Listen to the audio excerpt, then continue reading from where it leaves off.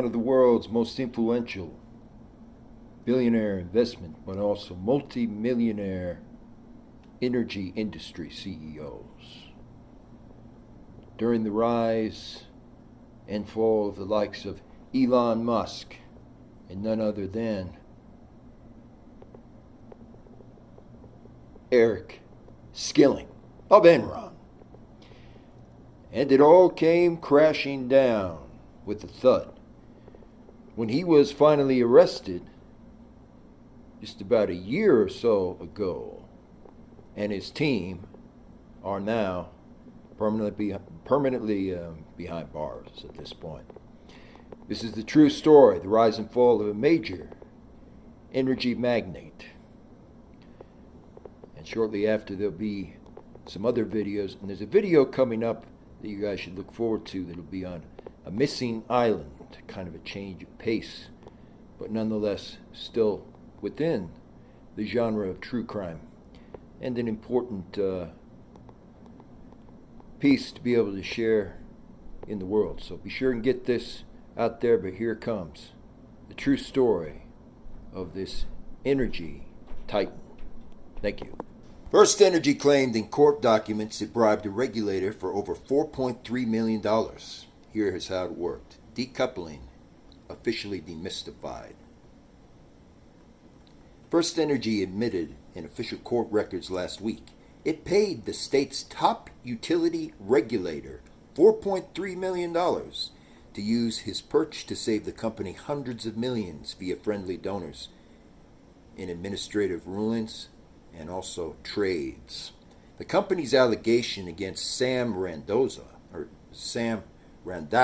other words, former chairman of the Public Utilities Commission of Ohio, came in a deferred prosecution agreement with the U.S. Attorney's Office that year. FirstEnergy agreed to pay $230 million. Literally. That's a huge amount. Think back to Enron. That's getting up to even past what Enron ended up paying. And criminal penalties were paid out. And then they were to admit to a lengthy statement of facts about its conduct officially. If FirstEnergy meets the terms of the agreement and cooperates with prosecutors, then a charge of honest service wire fraud against the company might be dropped. Last summer, prosecutors accused then House Speaker Larry Householder of secretly controlling a nonprofit wielding over $61 million in grants and new funding sources from FirstEnergy Group, and spending it to bankroll his campaign to become Speaker of the House, to pass House Bill 6 and several others, which are worth an estimated $1.3 billion to FirstEnergy Corp and millions to utilities across Ohio.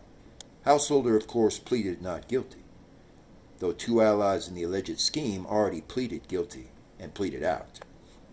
The statement of facts signed by FirstEnergy CEO Stephen Straw and two assistant U.S. attorneys shows how enmeshed Randazzo's alleged conduct as a regulator was within House Bill 6.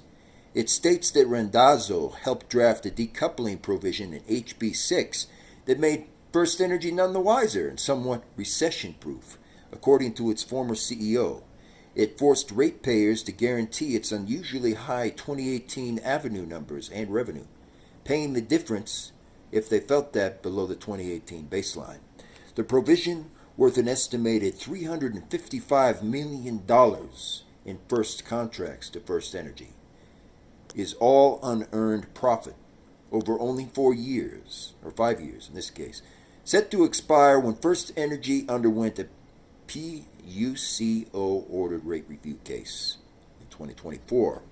Randazzo's job, according to FirstEnergy, was to scrap any requirement that FirstEnergy undergo a rate review, thus protecting one of its windfalls and profit centers established in HB 6.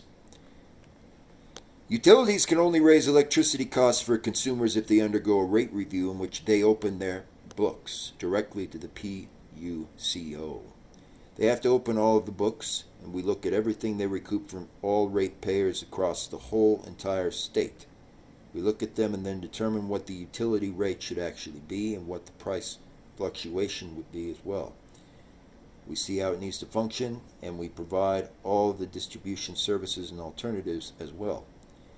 This was according to Randy Lepla, lead energy counsel for the Ohio Environmental Council. FirstEnergy has not sought a rate review since 2007. Ohio law doesn't require utilities to undergo rate reviews. And of course, this is interesting, folks, because many states in the East Coast, and especially the West Coast now, require rate reviews for everything. They have to. To have a PG&E style enterprise or anything, you have to literally, you are required to comply with all of the reviews. Otherwise, they can literally kick you out of the state. So this was an interesting turn of events, to say the least.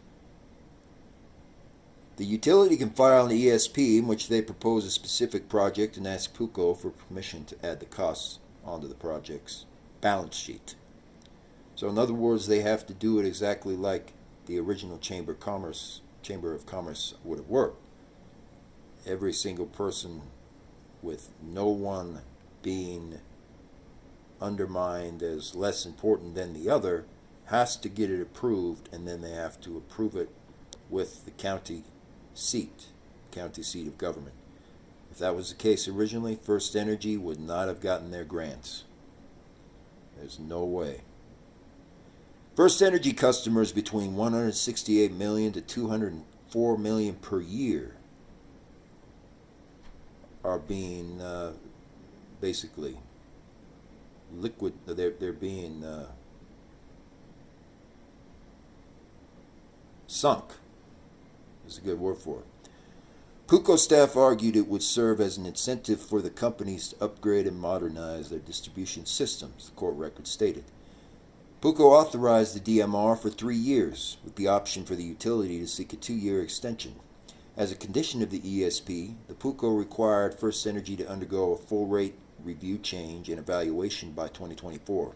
Entities representing ratepayers, manufacturers, and environmentalists also mounted a legal challenge against the DMR, which wound up at the state Supreme Court. The Supreme Court ruled in a June 2019 decision that the rider did not adequately protect ratepayers against misuse of funds and forced FirstEnergy to finally accommodate and to actually modernize all of its distribution platforms. The PUCO staff wishful thinking cannot take the place of real requirements or conditions for use of DMR funds.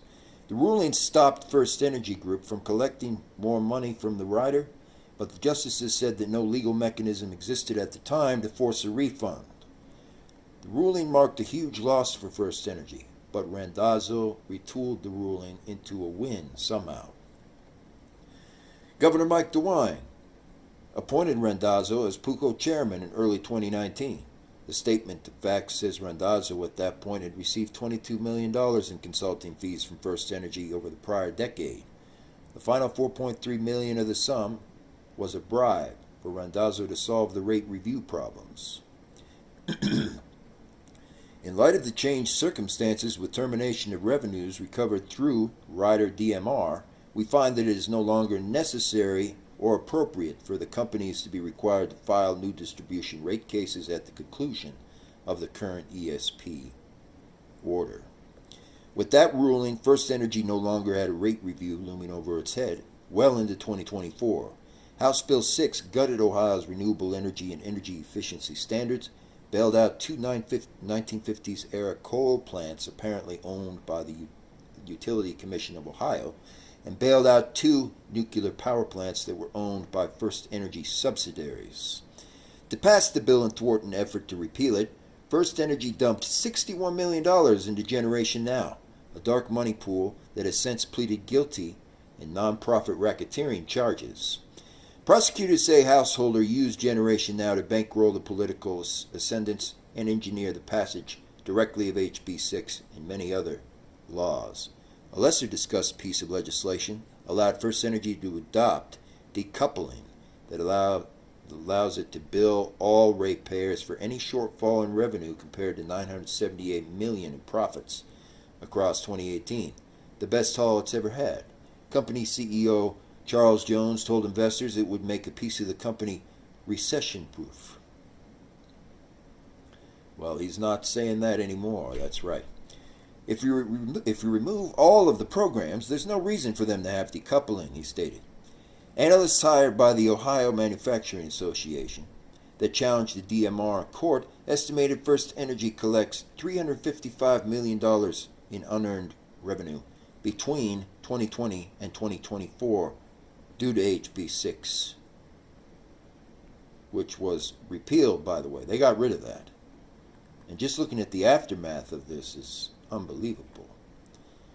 More simply, Randazzo's PUCO waived a requirement that FirstEnergy file a rate review. He also helped write the law that delivered FirstEnergy hundreds of millions from ratepayers, all until the rate review finally passed. FirstEnergy Corp paid the entire $4,333,000, or well, actually, now think about it here, $4,333,333,000. Or $4 million? No, it is $4,333,333 to Company One for Randazzo's benefit, with the intent for the purpose that in return Randazzo would perform official action in his capacity as PUCO chairman to further FirstEnergy Corp's interests relating to passage of nuclear legislation all across Ohio. The filing details Randazzo's meeting with FirstEnergy executives at his posh home in December of 2018 to discuss the $4.3 million payment left on his consulting contract as a result. In early November of 2019, one FirstEnergy executive texted another that Randazzo was going to make the requirement to file go away, but I do not know specifically how he plans to do this. One day later, a FirstEnergy executive texted Randazzo to express his gratitude. Thank you. It has begun.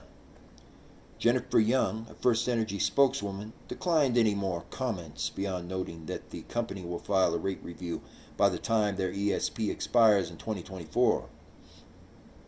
So FirstEnergy got into some of the greatest trouble you can possibly get when it comes to anything related to energy. And it was a bigger deal than Theranos in some fashions as well, because they ended up paying the over $1 billion surplus in fines and fees over the whole term.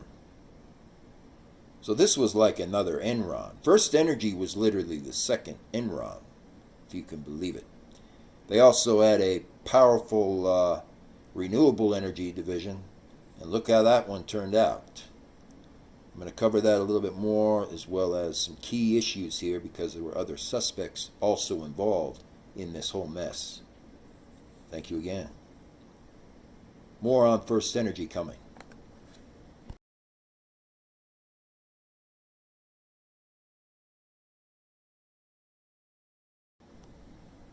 Photo shows the posh cooling tower for the Davis-Besse Nuclear Power Station of Oak Harbor, Ohio, with its giant nuclear power plants sitting directly in the backdrop. Lawyers for former FirstEnergy executive Michael Dowling want two dark money groups connected to a massive public corruption case to fork over all of their records. In a shareholders' civil suit pending in federal court, Dowling's attorneys issued two subpoenas, one to Generation Now directly and the other to Partners for Progress. FirstEnergy admitted finally funneling tens of millions of dollars through the two 501c4 groups to advance its nefarious agenda. Dowling's team wants financial records, texts, communications, and much more that they believe will help them mount a defense against the suit, defense against the actual suit being brought.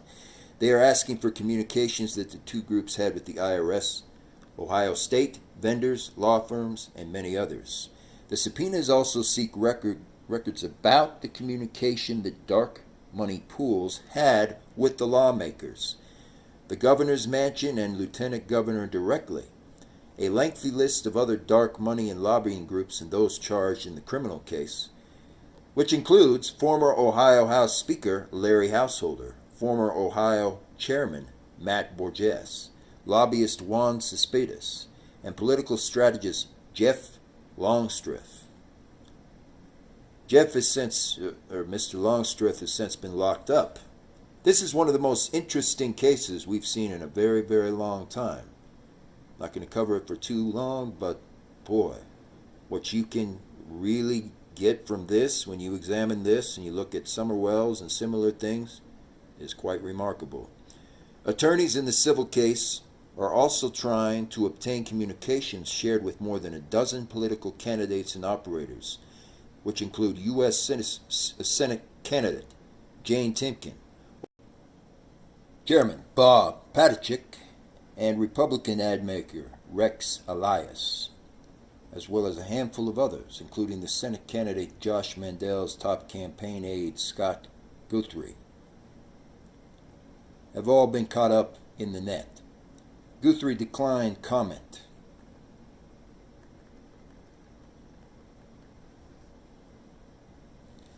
Timken spokesman Bob Sikar said Jane and I had no involvement with HB6 and zero contact with Generation Now or Partners for Progress. He noted that Timken called for Householder to resign after his immediate arrest. The shareholder lawsuit was filed in August of 2020, shortly after FBI agents arrested and raided Householder, Borges, Cespedes, Longstreth, and lobbyist Neil Clark on federal racketeering charges. Prosecutors say Householder and his allies took essentially $61 million in direct bribes paid by FirstEnergy through the dark money pool to position Householder as House Speaker, pass a $1.3 billion bailout bill, and defend the news against any other opposition. Clark died by suicide. Cespedes and Longstreth pleaded guilty, and Householder and Borges have maintained their innocence and also pled out to other charges. FirstEnergy signed a deferred prosecution agreement of sorts in July of 2021, admitting it used the dark money to bribe all public officials involved and advance its own agenda throughout HB6. So, and this is fascinating because, of course, this is why this company has finally ceased to exist. Almost, it kind of went the way of Theranos. And this has been very interesting to look at this because there are a lot of laws that are deliberately put in place for anything to do with nuclear power or renewable power to cross their investments or to cross collateralize with, other CEOs or other working groups, people in Congress especially, and so on. And every single one of these laws was directly skirted, was broken in some form or fashion by these same people and by Charles Jones. Former FirstEnergy executive wants more records. So, and this suit is still ongoing. There's a lot more that's coming out about this. And it's just fascinating to see, They were one of the premier titans, being they were the largest energy consortium in Ohio state history. And nationwide, they're fairly large, historically speaking. But you cannot cross-collateralize anything to do with investments in nuclear power or other energy sectors. I mean, I'm not sure where people have been getting this idea that you could just cross-share the investments. It doesn't work that way. You have to specifically, when it comes to anything to do with nuclear power or when it comes to power billing of any type, separate them out into very, very different, smaller capital funds. And these capital funds cannot be related with each other or networked in any way in most scenarios. Literally, they are that strict with it because when it comes to certain renewable energy sectors and nuclear power, people just often want to mingle them together and combine them and put one nuclear power plant in one specific area of the state and another one, in another area that's not too far away. And for safety reasons, you are not even allowed to do that. And for many, many other reasons, you are not allowed to share the investments between those sectors. Because as prominent and important as energy can be to the economy and to people's livelihoods, folks, it's also very, very dangerous.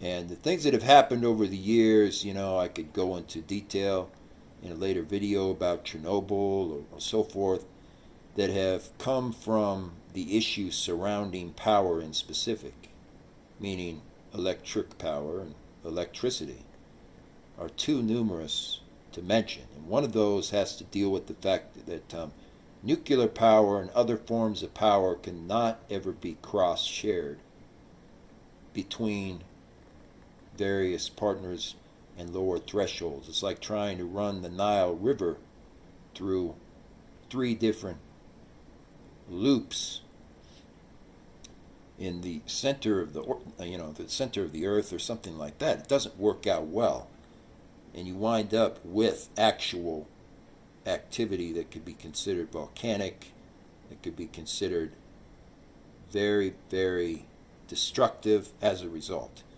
And you do not at all, I'm not sure why people have discussed this before, but you do not ever mix nuclear powers or nuclear power centers with other forms of energy.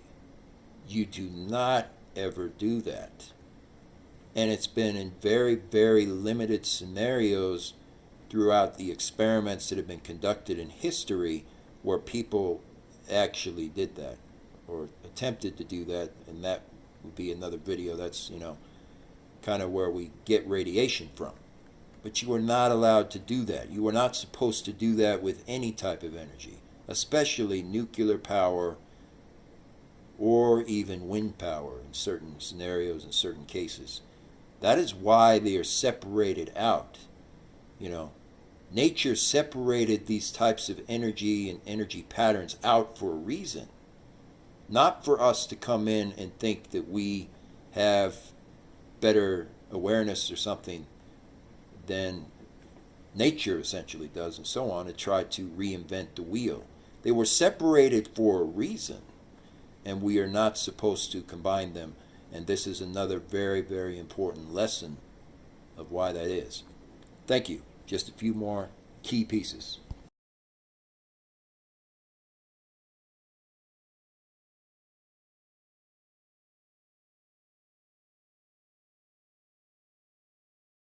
The CEO and Speaker worked closely to pass one of the most tainted energy bills in the West Coast's modern history. In the 2015 photo, FirstEnergy, Chip and President, as well as CEO, Charles Jones, appears at the company's Akron, Ohio headquarters. 6 top executives from the company have been fired, including Jones, since the alleged now $60 million bribery case involving ex-Ohio House Speaker Larry Householder and many others. Federal agents say the Akron-based FirstEnergy Corp has agreed to a settlement that calls for the company to fully cooperate and pay over $230 million in fines as well as other fees in the sweeping bribery scheme across Ohio. The immediate firing of Jones, who initially denied any wrongdoing by FirstEnergy, appeared to be tied to $4.3 million in payments that FirstEnergy made in January of 2019, purportedly to end a long-standing consulting contract Jones claimed to have with a person who was appointed to Ohio's top regulatory agency. Cleveland. One was a millionaire CEO of a large publicly traded company, looking for an 11th hour handout to save the nuclear power plants. The other was a former legislator, seeking to restore his political power-broking power after more than a decade on the sidelines. They shared similarities, but also differences. Today, they share tattered careers and future worries as prosecutors hone in on former FirstEnergy Corporation CEO Charles Jones' involvement in a $60 million bribery scheme secretly funded by the company to win all contracts, and a $1 billion legislative bailout for the power plants, and hundreds of millions more in annual revenue guarantees for its own Ohio Electric Company. Former House Speaker Larry Householder, who shepherded the bailout bill through the legislature with FirstEnergy's own funds directly, is now a political pariah facing a federal racketeering charge as they're carted off to prison. Jones was fired in October along with two senior vice presidents. Householder lost his speakership and later his House seat. This is likely the largest bribery money laundering scheme ever perpetrated against the people of the state of Ohio in history, then U.S. Attorney David DeVillers said when the scheme was first revealed early last year in the original months of 2020 when it first came about. Prosecutors have accused Householder of benefiting from the scheme directly, using nearly $500,000 of secret FirstEnergy funds on his 2018 House campaign for election. Householder appears to have readily embraced a plan so audacious in both size and scope that it worked to near perfection until the FBI and federal prosecutors finally intervened. The two men began their courtship in 2017, in actuality, with Householder accompanying FirstEnergy executives on a company plane to then President Donald Trump's inauguration. Householder was selected Speaker in January 2019 thanks to supportive legislatures elected the previous year using millions in hidden FirstEnergy dollars. The campaign help was funneled through dark money pools, not required to disclose any donors. The nuclear bailout and revenue guarantee was approved by the legislature and the House that July and was signed into law. Around $38 million in FirstEnergy's direct funds was spent to keep a referendum sought by opponents off the table. The legislature has since repealed the nuclear plant power portion of the legislation, while FirstEnergy agreed to no longer collect revenue guarantees and settlements and also restructure. The scheme was disassembled further last week when Chuck Jones' successor at FirstEnergy signed a statement of facts laying out in granular detail Mr. Jones and Householder's direct involvement as the company sought to avoid further prosecution for securities fraud and much more.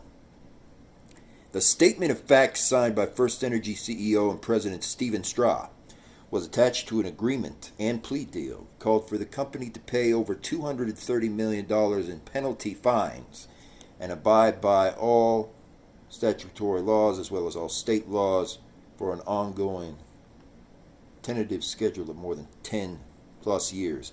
FirstEnergy officials, including Straw, have said the company has taken numerous reform measures in the last year, including a review of its political donations, political giving, and use of dark money pools. The document narrates how Jones and unidentified executive number 2, one of two senior vice presidents at FirstEnergy, interacted with Householder to get the deal done. Soon after the inauguration, FirstEnergy made four $250,000 payments to a dark money pool Householder directly controlled himself. Absent Householder, who had not yet regained the House seats required, the company then tried unsuccessfully through three pieces of legislation, all the way into 2017, to bail out all of the nuclear power plants. The statement of facts shows how Jones and Executive 2 kept tabs on Householder. Before there was Theranos, there was Charles Jones and FirstEnergy Group. Jones said he would make it happen. On the day Householder colleagues appointed him Speaker, Householder texted Jones saying, "Thank you for everything. It was historical. One of the largest votes on record." On April 23rd of 2019, a day after opponents testified against the bailout bill at a House committee hearing, Executive 2 texted Jones again to tell him the session was lengthy and went as expected. Tell Householder to put his big boy pants on. We've got this. Ha ha. The bill that was eventually passed gave the nuclear power plants more than $150 million a year for over 6 years. The statement of facts showed FirstEnergy executives directly lobbying the House and many other prominent positions for over 10 years of subsidies and much more. The legislature approved the bailout bill in the following month. Jones, in a text to other FirstEnergy executives, said, "We made a big bet and it paid off. Actually, 2 big bets. Congrats to you and the entire executive team." On September 4th, 2019, as bailout opponents began gearing up for a petition to drive a referendum out, Executive 2 told Jones in the text that he would be taking steps to convince yet another Ohio public official and their small group to support the bailout bill because it couldn't be better for Ohio than if FirstEnergy was on the head of the stationery. Federal authorities zeroed in on FirstEnergy's grants of $38 million in dirty tricks campaigns that were included to spuriously aid, claiming China and other foreign entities took over Ohio's electric grid. The last substantive interactions between Householder and FirstEnergy that have been made public so far occurred in early 2020 when the company provided $2 million to its dark energy finance pool in an effort of passing a constitutional amendment, no less, to change all legislative term limits for all speakers moving forward and all congressmen in Ohio from then on for yet another 16 years. Charles Jones and Householder have vehemently denied any wrongdoing. And of course, this just went on because there was so much involved with this. I mean, my gosh, you guys, can you imagine? One of Ohio's most influential energy companies of all, even larger than Theranos in certain respects as well, took over the entire grid, literally. And of course, there's more that needs to be documented on these facts. We want to get this out there far and wide, of course. And also its connections with Puerto Rico are certainly very important as well. So be sure to spread the news on this. Once we have eclipsed 350, essentially, that'll be the time when we start doing official podcasting. And I want to also thank very specifically some of my allies and associates, including Wall Law Firm, who without their tireless work it would not have been possible, certain things, especially that are documented and done on my channel moving forward. And also, of course, Slack and Associates and similar for their tireless work. Based utilities group FirstEnergy Corp was charged in a bribery scheme to protect a $1 billion nuclear plant bailout fund. The company has admitted to and agreed to pay a small sum of that, $230 million in fines, for conspiring to commit honest wire service fraud. They also signed a deferred prosecution agreement. The U.S. Attorney Vipal J. Patel says may result in dismissals later. In a press conference Thursday, Patel says the charges against FirstEnergy Corp will be dismissed if it follows through with the fines and provisions being ordered by the court. So, of course, that's the $230 million fine of the $1 billion nuclear plant bailout. And then they paid out enormous fines elsewhere. And so it ends up amounting to just well over $1 billion after you add everything up. And as far as I'm aware, they're not even in existence anymore in the same kind of manner. So this was kind of like just the first domino to drop, and the other dominoes which came out pretty much took Scandal hits, an arrest warrant, a fugitive CEO. Puerto Rico's effort to privatize its electrical grid is off to a very rocky start. So, Luma Energy, in other words, folks, the reason why I'm covering this for just a moment is another one of the key suspects in the FirstEnergy crisis was found to be the Puerto Rican CEO of Luma Energy. They were looking for Luma Energy, so this is what happened. A phalanx of deputies wearing bulletproof vests descended on the corporate offices of the company hired to fix Puerto Rico's antiquated grid. They were looking for Luma Energy Chief Executive Wayne Stensby, who had been labeled a fugitive by lawmakers for refusing demands to turn over documents related to the company. The deputies themselves did not find Stensby, and the warrant that had been issued for his arrest was suspended after he handed over a memory drive with thousands of incriminating files the leaders of the territory's House of Commons and Representatives are reviewing as the probe into Luma Energy's use of public funds. But the drama that unfolded last week was the latest chapter in the almost biblical saga of the island's efforts to fix its failing infrastructure, as more than 3 million residents right now face an increase in extreme weather events and scenarios. It's a story that goes back for ages, involves thousands of players, involving many sins and many calls to come to repentance, said Tom Sanzillo, Director of Financial Analysis for the nonprofit Institute for Energy and Economics and Financial Updates, which has studied the island's power grid for decades. The gamble. The hiring of Luma last year marked a new beginning for the island, a 16-year, $1.5 billion experiment with privatization. Luma, a venture created by two energy companies, Alberta, Canada-based ATCO and Houston-based Quanta Services, was contracted directly to distribute all the electricity to all 1.5 million customers across Puerto Rico. So in other words, when their power went entirely out and just stopped, they didn't come up with some kind of brand new solution to the problem. They didn't think about, bringing in a third-party renewable energy company and a startup. Rather, they went to a Theranos affiliate known as Luma Energy, who happens to be very closely tied with FirstEnergy Solutions. That's right. And FirstEnergy Corp being ostensibly one of the most corrupt power companies we have seen in modern history, I thought this would be very interesting to sign the end of this on this note here. He blamed decades of underinvestment and neglect for the problems with Luma Energy's infrastructure, saying the workers are dealing with the same poles and wires.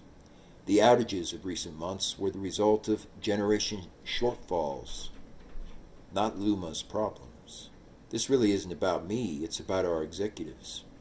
And so, as of now, finally, we're seeing what is remaining of FirstEnergy basically being nationalized. But to see, folks, the amount of just unbelievable corruption that came out of this company and the people that were involved and the members who fled to Puerto Rico to avoid extradition as well is really very stunning. And so I'm going to be doing this in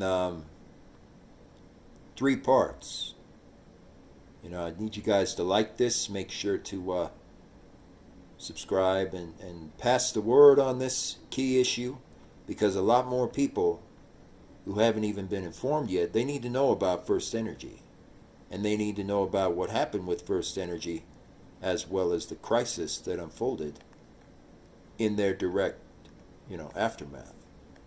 And we need to have a lot more people who will pay very close attention to this type of key issue moving forward, because when you think about Hurricane Maria,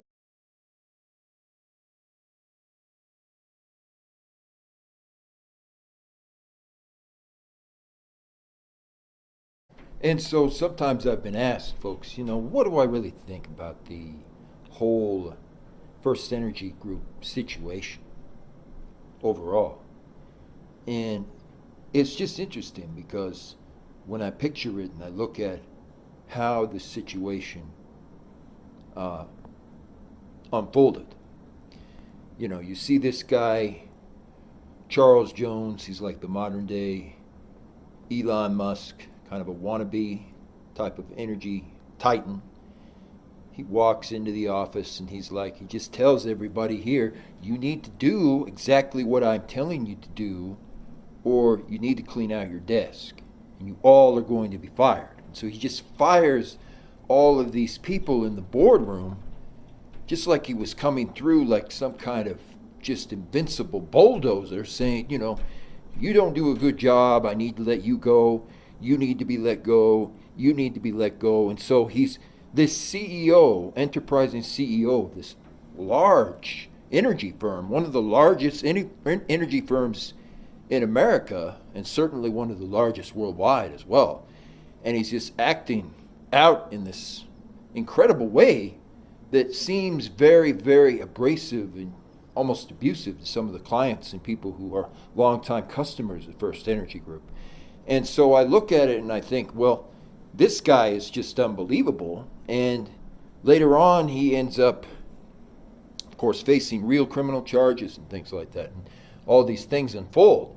But it's like, once again, we look at Brian Enton, we look at NBC News and so on.